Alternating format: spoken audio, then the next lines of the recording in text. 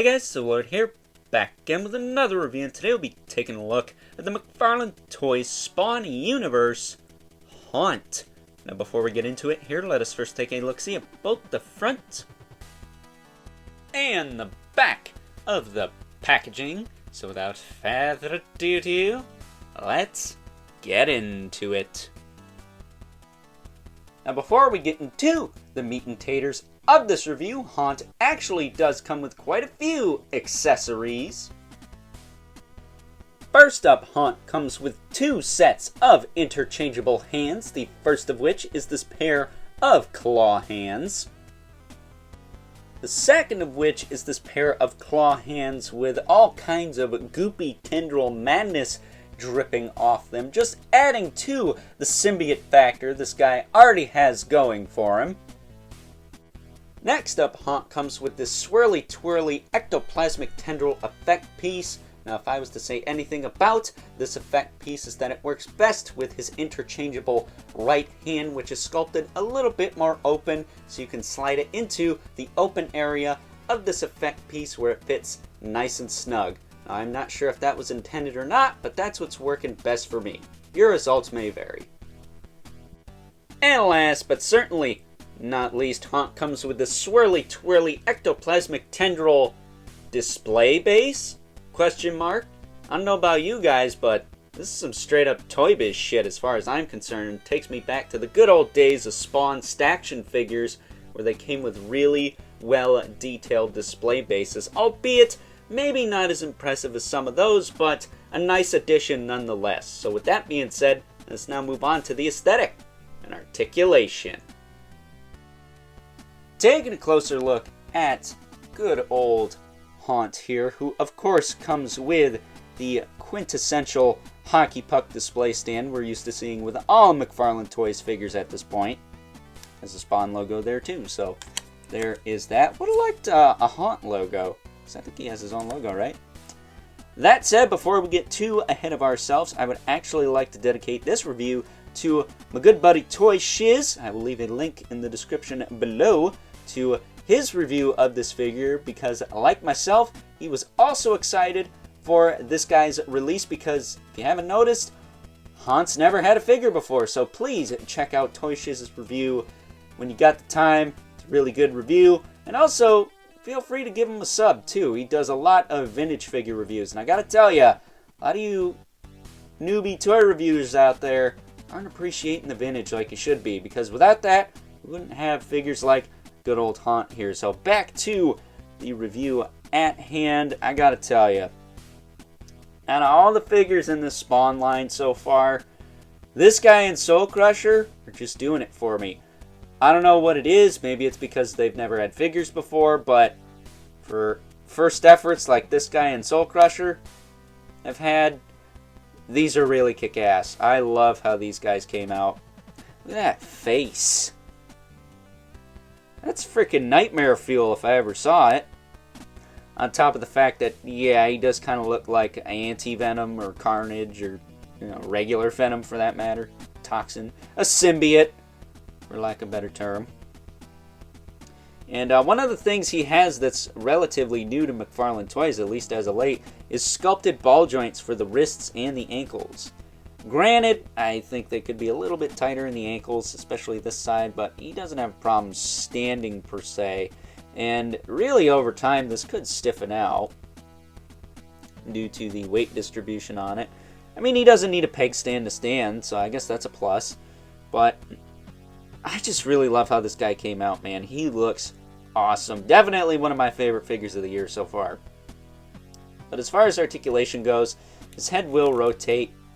It is a little sticky on there, so you might need to heat it up a bit to get the full amount of range, but it's fine for what it is. You can look up a little teeny bit. I'd say that's really all this guy can't do other than an ab crunch, which of course we'll get to that in a minute. But if you were to shave a little bit of the head sculpt away, or maybe a little bit of the neck muscle here, probably be able to get him to look up a little more. I'm not going to do that because I'm not into modding my figures that far anyways. I do like to tighten up the joints when necessary though. He does have some tilt as well, though. You can tilt side to side, you look side to side. But pretty decent range in the head there. Shoulders have that butterfly joint, which works pretty well, actually, on this guy. One of the better McFarlane butterflies. You can actually move it forward and back for the most part. This side's a little bit more sticky than this one, but it is what it is.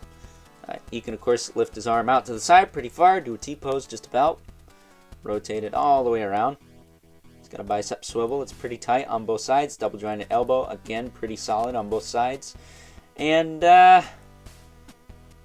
not really the Cliffs of Dover going on here, with the exception of this upper joint, which I tend to not even use. This bottom one, it is kind of not pleasant to the eye. I wouldn't say it's the best, but it's definitely not the Cliffs of Dover. It's just kind of flat. So they're getting better with these elbow joints. He does have hinged swivel wrists too. So they do rotate around.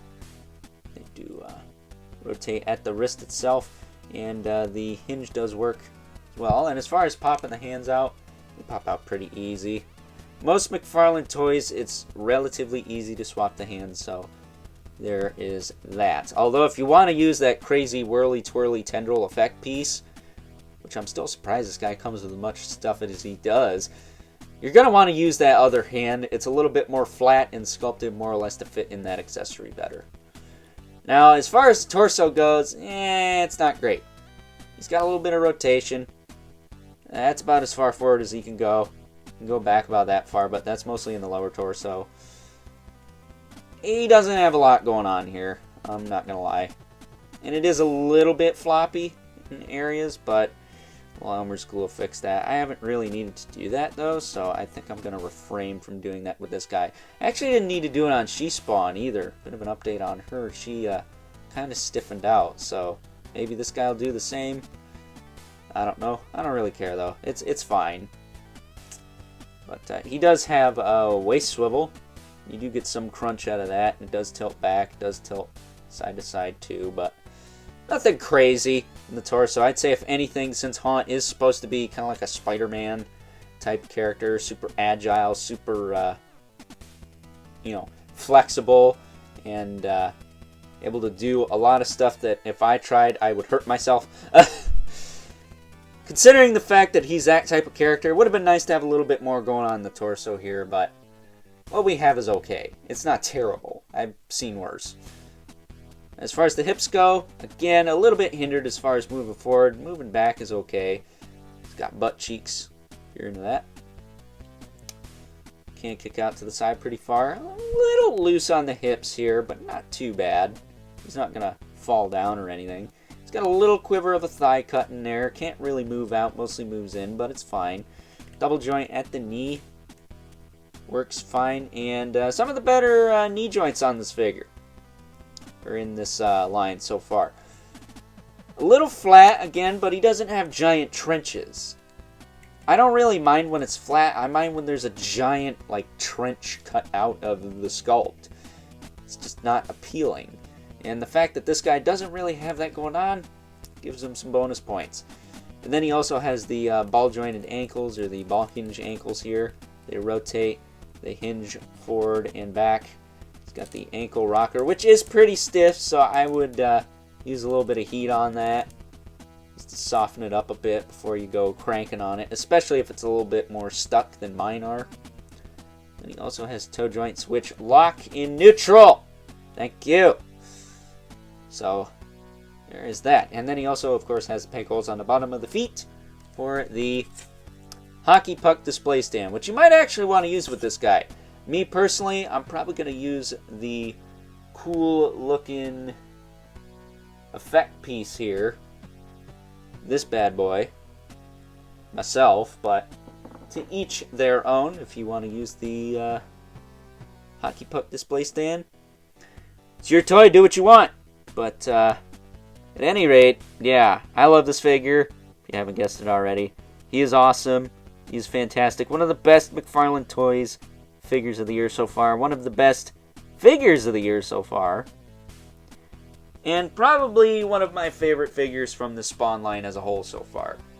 Not including the Violator, this guy and the Soul Crusher, they're just doing it for me, man. So, with that being said, let's now move on and take a look at some size comparisons.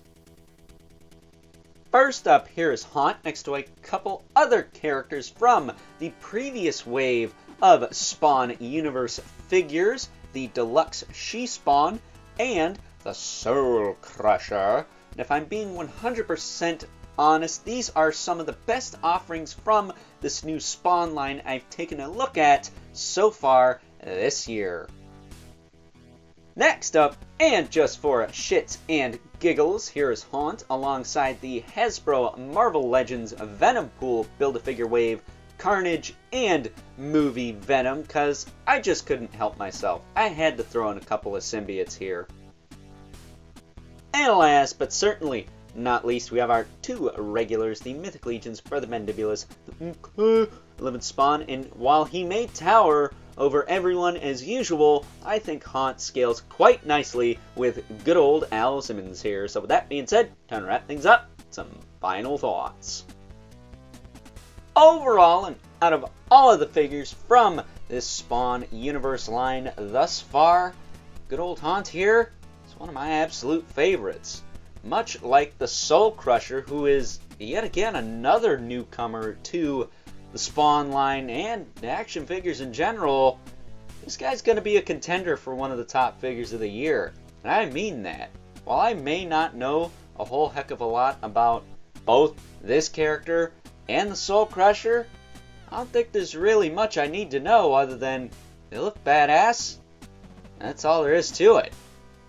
On top of the fact that this figure comes with the most accessories that I think I've gotten with any McFarlane Toys action figure in the past couple of years, he's just a really solid action figure that's really fun to pose around. Yeah, he has his limitations, but what doesn't nowadays, right? So with that being said, if you're like me and collecting the Spawn Universe line, then this is a definite pickup. But if you're unfamiliar with the character and aren't really feeling the design, then leave it for somebody else. That said, I do have my fingers crossed for a badass Savage Dragon in the future, so don't let us down, Todd. You know what we want. So with that being said, I hope you guys enjoyed this review. If you are so inclined, please don't forget to comment, like, subscribe, and hit the bell so you know whenever I upload more reviews like this one. If you haven't already, please hit me up on Instagram at Overlord Productions. But as always, keep the comments civil. The world sucks enough as it is, especially when you keep getting compared to Venom. I mean, how many Image Comics characters are going to be compared to Venom before we all die? Seriously. And until next time, I'll catch you guys later.